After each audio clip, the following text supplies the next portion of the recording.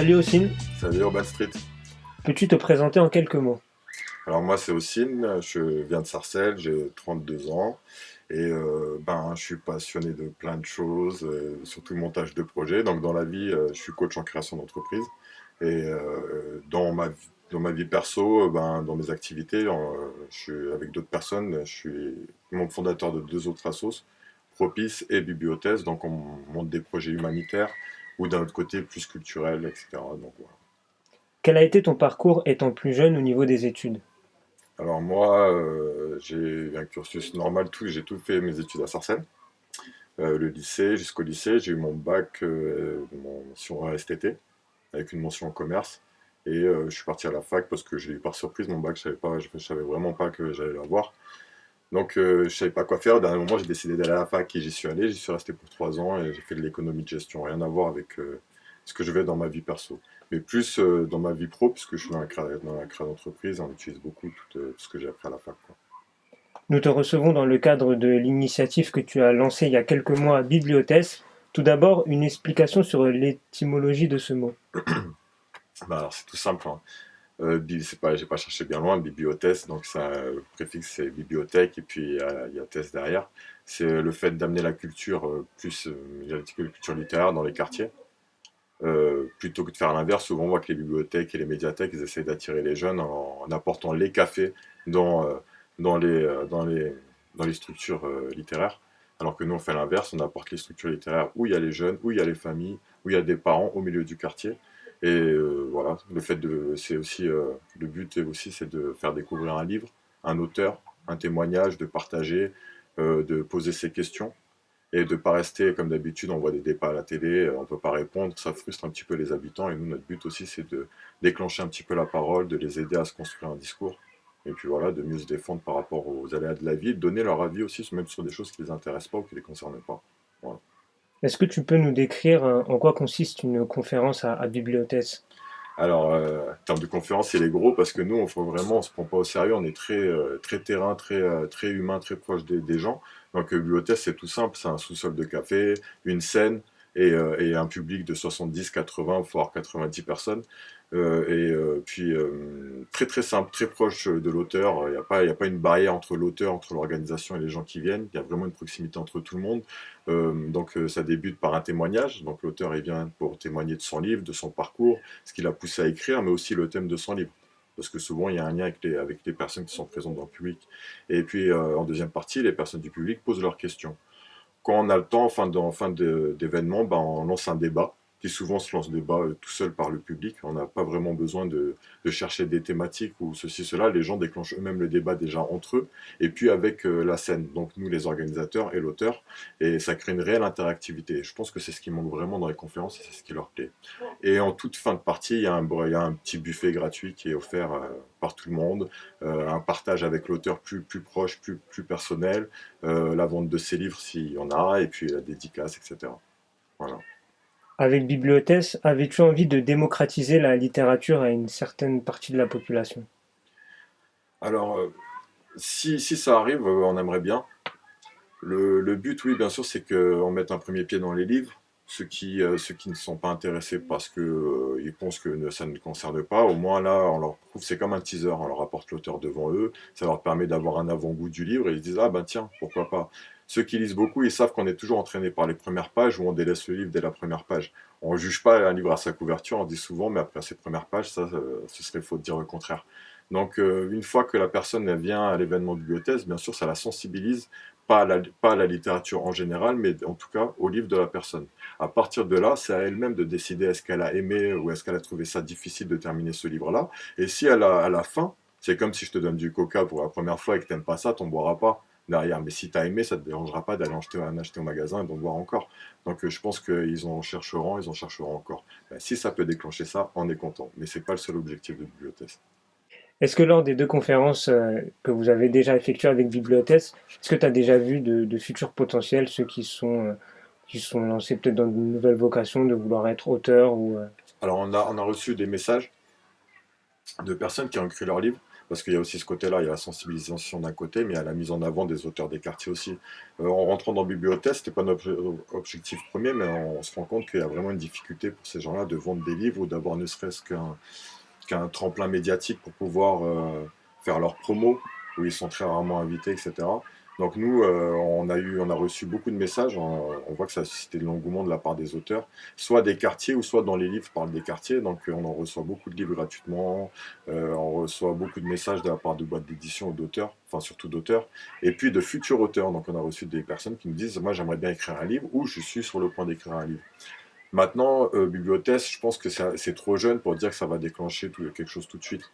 Je pense qu'il faut attendre un peu, avoir du recul pour savoir est-ce que ça a sensibilisé quelqu'un à l'écriture. À la lecture, je pense bien, parce qu'à chaque événement, bah, au premier, on a vendu une quarantaine de livres. Donc je pense que ça a quand même lancé bien. Paris Nord, à la FNAC aussi, de leur côté, ils en ont vendu du premier auteur. Donc je pense que déjà, côté lecture, ça a déclenché quelque chose. C'est une question que je pose souvent à ceux qui sont dans ce milieu de la littérature. Est-ce que toi, personnellement, tu penses que l'écrit, les mots, c'est le meilleur moyen de faire passer un message? Moi, on dit souvent que une image vaut 1000 mots. Je pense que c'est vrai, mais ça ne veut pas dire qu'il faut sous-estimer l'ampleur des mots. Les mots, ça peut blesser. Souvent, quand on réagit à chaud à quelque chose, etc., les mots, ça a beaucoup d'impact, ça a beaucoup de poids. Donc, ça, c'est bien la preuve que oui. De la même manière que ça peut blesser, ça peut enrichir quelqu'un, ça peut l'élever. Quand on a confiance en quelqu'un et qu'on lui exprime, eh ben, il va de l'avant. Quand on lui fait de moins en moins confiance, ben, il n'arrive pas à avancer. Ça, c'est une preuve, et ça, c'est dans la vie personnelle, comme dans la vie professionnelle, comme dans la vie amoureuse de quelqu'un, comme dans la vie de n'importe quel, de tous les jours. C'est ce qui arrive. Et donc, voilà, c'est super important. Ouais. Les mots, faut faire attention. Ça blesse et ça peut faire du bien d'un autre côté. Donc, faut pas hésiter du côté amour et côté violence, il y en a marre un petit peu. Faut calmer parce qu'à la télé, de tous les côtés, faut arrêter. Parlons maintenant de votre localisation. Tu as basé ton local dans un sous-sol de café à Sarcelles. Pourquoi ce choix si surprenant? Alors, pour plusieurs raisons. Déjà parce que ce sous-sol, c'est la famille, il nous appartient et qu'on connaît ce café-là, on connaît leur humanisme, on connaît leur manière de faire, leur proximité avec les gens. Ce choix, il n'était pas anodin. Deuxième chose, on n'a pas réellement de possibilité d'avoir des locaux sur la ville de Sarcelles, où on est situé justement. Donc, ce que ce café nous offre, personne ne nous l'aurait offert. Et vraiment, la réussite de notre projet, il passe beaucoup par ce lieu-là, grâce à eux. Parce que sinon, la bibliothèque, ça n'existerait pas, et ni propice d'ailleurs, puisque nos associations passent beaucoup par ce café. Et puis aussi, ce café, ben, il dégage quelque chose, même les personnes qui viennent, ils sentent quelque chose dans ce café, que ce soit les propriétaires ou. Ben, moi, je vous invite à y aller d'ailleurs, hein, le plus souvent possible, hein. C'est un café très familial, très proche des gens, et voilà. Et ben pour bibliothèque déjà, et pour tous les jours, même si vous voulez. En termes de fréquence, comment allez-vous vous organiser dans le futur? Alors, on a beaucoup de doutes sur ça. Nous, on aime bien se laisser aller, pas se forcer à faire des choses parce que. La seule chose qu'on évite, on ne veut pas faire d'ombre à d'autres événements, parce qu'on est aussi militant associatif et qu'on participe à beaucoup d'événements qu'on soutient, soutient plus ou moins, ok, de n'importe quelle manière. Et la meilleure des manières, c'est déjà de ne pas faire de l'ombre et de ne pas créer un événement qui est en parallèle avec eux. Et nous aussi, puisqu'on veut participer à ces événements-là aussi. Donc on fait attention à ça, sinon le reste du temps, c'est aussi le fait de l'auteur, ses disponibilités. On essaye de le faire le samedi ou le vendredi soir, pour avoir le plus de personnes possible par rapport au boulot, famille, etc. Sinon, les fréquences, on aurait bien aimé que ce soit tous les 1 mois et demi. As-tu le souhait, l'ambition d'ouvrir d'autres bibliothèques en région parisienne? Alors, bibliothèque, c'est pas un lieu, c'est plus un concept, donc il est transposable partout. On peut l'emmener, le but, bien sûr, c'est de l'essaimer, de le faire pousser un peu partout, de mettre des petites graines bibliothèques un peu partout. On a déjà des propositions de plein de villes, de plein d'institutions, enfin, d'organisations, d'associations, etc., ou de personnes tout simplement qui veulent faire la même chose que nous. On aime bien le côté citoyen des gens, parce qu'ils sont comme nous aussi, c'est très citoyen ce qu'on fait, c'est pas, on dit association, mais en réalité, c'est vraiment de personne à personne, de humain à humain, au-delà des réseaux virtuels, et je pense que ça fait du bien. Donc oui, on aimerait bien que ce soit partout, et que ce soit autour d'un livre, autour d'un film, autour d'un son, parce que c'est bien ça, bibliothèque. Bibliothèque, elle a beaucoup le côté littéraire. Quand on voit bibliothèque, on se dit, ah, on pense littérature tout de suite. Mais il faut bien comprendre que c'est plus le côté savoir, le sens du savoir, le sens de la culture générale, Pour le coup, on l'appelait bibliothèque, mais voilà, dans une médiathèque, aujourd'hui, on trouve de tout. Donc nous aussi, bibliothèque, on veut transmettre un témoignage qui soit écrit, qui soit vocal, qui soit dans un film. Et on veut même aller plus loin, créer des rencontres, des débats, parce que je vous le rappelle, c'est aussi un des plus gros objectifs de bibliothèque, de, d'ouvrir le débat, de susciter le débat dans les quartiers, de les faire parler. Sinon, si c'est pas nous qui écrivons des livres sur nos histoires, c'est pas nous qui parlons de nos histoires et nous défendons, c'est les autres qui le font à notre place. Et ça, c'est pas bon. Alors, peux-tu nous évoquer l'association Propice? Tu en as un peu parlé en début d'interview. Oui, alors Propice, c'est une association l'idée de Propice provient de Turkan Inan, une amie à nous, une amie à moi très proche, ma collaboratrice dans la bibliothèque aussi, et on l'a créée avec moi-même et Hamdi, un troisième collaborateur. Donc Propice a été créé à peu près il y a 2 ans, un peu plus. Ça existait déjà, puisqu'on faisait déjà de l'humanitaire, mais à titre personnel, avec le même groupe. Donc on a fait juste, même pas structurer les choses, puisque c'est une association de fait. On ne demande pas de financement ni d'argent, c'est beaucoup de dépenses personnelles, que ce soit en temps ou en bras ou en financier. On dépense beaucoup personnellement et puis on monte des projets où on participe à beaucoup de projets des autres associations. Propice, vraiment, on essaye de ne pas être concurrent des autres associations, mais d'être complémentaire. Ce que font déjà les autres et qui le font bien, on n'a pas besoin de se rajouter à eux, mais plutôt de leur faire de la promo, de les aider, de voir comment on peut être complémentaire à eux. Et je pense que dans ce sens-là, on a toujours réussi et personne ne peut dire le contraire. Après, dans le reste, on fait beaucoup d'opérations et on communique pas sur toutes nos opérations. Donc c'est pour ça qu'à chaque fois, j'en profite quand il y a une caméra ou un truc où on peut s'exprimer pour remercier tout le monde, tous ceux qui donnent tout ce que vous donnez parce que c'est fort. On a reçu des tonnes et des tonnes de vêtements, d'affaires médicales, de livres éducatifs, etc., qui sont partis aux 4 coins du monde. Congo, Cameroun, Maroc, Palestine, Mali, mais dans le monde entier, même en France, à Calais, dans les quartiers pauvres de France, partout. On a participé à plein de projets associatifs et c'est pas nous qui avons participé, c'est vous tous. Et ça, je tenais à leur dire. Et on a juste on a juste transmis leur force et leur générosité, on l'a transmis ailleurs. Et voilà, c'est ça le but de Propice. D'ailleurs, aussi, quel est ton rapport avec le milieu associatif en général? Alors, moi, je suis tombé dedans depuis tout petit, hein, dans l'associatif. Déjà, quand j'étais jeune, j'avais 16-17 ans, j'ai fait ma préformation BAFA grâce à une assos, etc. Donc déjà, depuis tout petit, je voulais entreprendre, faire des choses. Après, quand tu grandis, ça ralentit parce que voilà, il y a beaucoup d'engrenages dans le quartier, beaucoup de choses qui se passent, l'adolescence et tout ça. Donc après, tu te calmes un peu. Donc, j'ai fait beaucoup de sport. Donc déjà, c'est de l'associatif.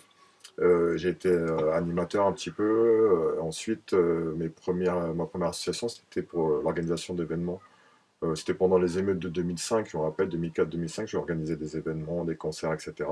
Et j'en ai organisé un à Sarcelles. Moi, c'est un des derniers gros concerts qu'il y a eu à Sarcelles, pendant les émeutes de 2005. C'était pas fait exprès, parce que c'était programmé avant. J'ai eu beaucoup de problèmes à l'époque, mais pas par les gens, le public, etc. Il n'y a eu aucun problème, mais c'était plus côté administratif, plein de choses, parce qu'ils voulaient vraiment me mettre des bâtons dans les roues pour que ça se ferme. Ensuite, il n'y a eu plus rien. J'avais toujours été militant à titre personnel. Et puis, depuis la rencontre avec Turkan, mon ami, en fait, on a fait plus de choses, on a commencé à se former notre petite équipe et à faire plus de projets plus concrets, etc. Et c'est là où ça s'est vraiment plus formalisé, on va dire. Alors qu'avant, on faisait nos petites actions personnelles, etc. Dans ta vie quotidienne, tu restes très impliqué en banlieue car tu es coach en relations d'entreprise dans les quartiers populaires. En quoi consiste ce métier? Alors, alors moi, mon but, c'est déjà de sensibiliser les gens, les jeunes et les personnes des quartiers, des quartiers populaires à la création d'entreprises. Donc, dans le sens d'entreprise, il faut bien comprendre que tout est entrepreneuriat. Le fait de venir aujourd'hui ici, c'est le fait d'entreprendre quelque chose. Le fait de chercher du boulot, c'est le fait d'entreprendre quelque chose. Alors moi, pour le coup, je suis plus dans la création de projets, montage de projets et création d'activités. Donc moi, mon but, c'est d'accompagner une personne qui a une idée, de transformer cette idée en projet et cette projet en création d'entreprise. Donc en fait, c'est vraiment de lui faire concrétiser ses rêves, ses idées, ce qui lui passe par la tête, lui transformer en quelque chose de réel. Donc c'est très difficile quand on n'est pas accompagné. On n'est pas forcément obligé d'être accompagné, parce qu'il y en a plein qui créent. Alors le X, c'est que souvent on n'anticipe pas beaucoup de choses dans le futur de son entreprise. Moi, je suis là pour anticiper à leur place, pour leur faire comprendre certaines choses et leur servir de béquille pour pas qu'ils baissent les bras et que leur idée se concrétise pour de vrai. Penses-tu que la banlieue manque d'ambition? En fait, il y a une ambition, il y a une ambition qui démarre. Il y a pas, il y a nulle part autant d'ambition qu'en banlieue. Il y a de la motivation, il y a de l'ambition. Le problème, c'est qu'elle se freine très vite. Elle est impactée par beaucoup d'externalités négatives. Ça veut dire qu'il y a beaucoup de choses qui nous arrivent dans les aléas de la vie, de nos vies, de nos quotidiens, qui peuvent nous impacter dans notre vie professionnelle, personnelle, etc. Des choses qui ne peuvent pas arriver dans d'autres classes sociales ou d'autres quartiers, peut-être, hein, je ne généralise pas, hein. Je victimise personne et je culpabilise personne, mais je pense que ça joue beaucoup. Donc tout ça, ça freine. On a une idée aujourd'hui, demain on l'a plus, on baisse les bras parce qu'on doit payer son loyer, parce que ceci, parce qu'on n'a pas de boulot, parce que cela. Quand on a un boulot, on veut toujours créer son entreprise, mais on n'a pas le temps, parce qu'on travaille, parce qu'on doit chercher ses gamins à l'école, etc., etc. Donc tout ça, ça joue bien sûr. Il y a de la motivation, il y a de l'ambition. Le problème, c'est ce qui se passe après. Moi, je pense que on arrive à la gare, à Châtelet, tu vois les tapis roulants, ils ne fonctionnent pas, tu vois. C'est-à-dire qu'on fait la démarche, on fait tout ce qu'il faut, etc. Mais à un moment donné, il faut aider aussi un petit peu, il faut que le tapis démarre. Pour que oui, je continue à marcher sur ce tapis, mais donnez-moi un petit coup de boost. Et ce coup de boost, il n'arrive pas dans notre quartier. Le plus gros exemple, c'est par exemple la création des Fab Labs. Je ne sais pas si vous entendez parler des Fab Labs. Donc, c'est des grosses structures qu'on crée dans des zones industrielles, enfin au milieu des villes, classe sociale un peu UP, où il y a des informaticiens, des ingénieurs techniques, etc., qui viennent créer leurs projets, monter un petit peu tout ce qu'ils ont, ce qui leur passe par la tête, partager leurs compétences, voilà, réunir toutes leurs forces, etc., pour développer leur imagination et la créativité. Pourquoi ça n'existe pas dans nos quartiers? Nous, on a du temps à perdre, on est là, mettez-nous une structure comme ça, je pense que ça intéressera beaucoup de monde. C'est de l'électrotechnique, mais alors, la plupart des gens, ils ont des BEP électrotech. Je pense qu'ils en trouveront plus dans nos quartiers qu'à Neuilly. C'est ça, c'est mon avis. Quel message tu as envie de faire passer à la jeunesse justement de ces quartiers populaires? De ne pas baisser les bras, de toujours croire par ce qui nous passe par la tête, même si ça ne se réalise pas, c'est pas grave. C'est trop, c'est bon et c'est fort de croire en quelque chose. Ne plus croire en rien, c'est nul. C'est là où c'est vraiment dans ta tête, il n'y a plus rien.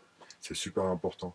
Même si les autres ne croient pas en toi, parce que je sais que c'est difficile, etc. L'important, c'est ton esprit, c'est ce que tu as à l'intérieur. Si ça te booste, si tu crois en toi, si tu as confiance en toi, je sais, il y a des doutes, on baisse les bras pour tout le monde, même ceux qui réussissent. Même quand on va dire ton projet il est bon, ah ouais, c'est trop fort ce que tu fais, tu n'y croiras pas.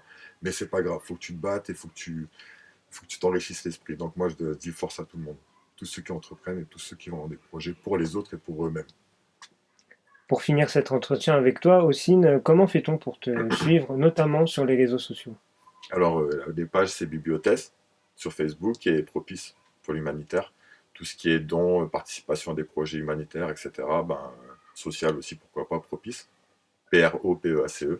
Et pour tout ce qui est culturel, ben, ça va être Bibliothèse. Moi, mon équipe, Turkaninan et Hamdi. Pour te remercier de ta venue ici dans nos locaux à Urban Street Reporter, l'ensemble de l'équipe tenait à t'offrir une petite enveloppe qui se situe juste à ta droite. Peux-tu l'ouvrir et en décrire son contenu? J'espère que le compte est bon. Tu verras. Ah, c'est pas ce qu'on avait dit, hein. Ah, stylé.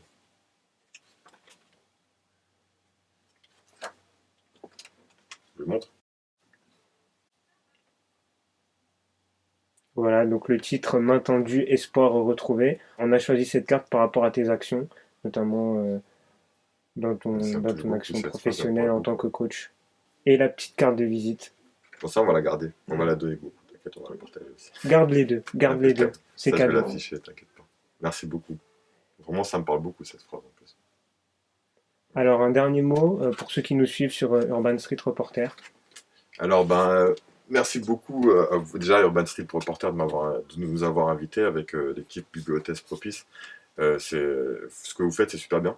Moi, comme je vous ai expliqué, pour tout ce qui est montage de projet, etc., je kiffe pour de vrai. Et en plus, quand c'est fait par des jeunes et que c'est super bien fait professionnellement comme vous, franchement, chapeau.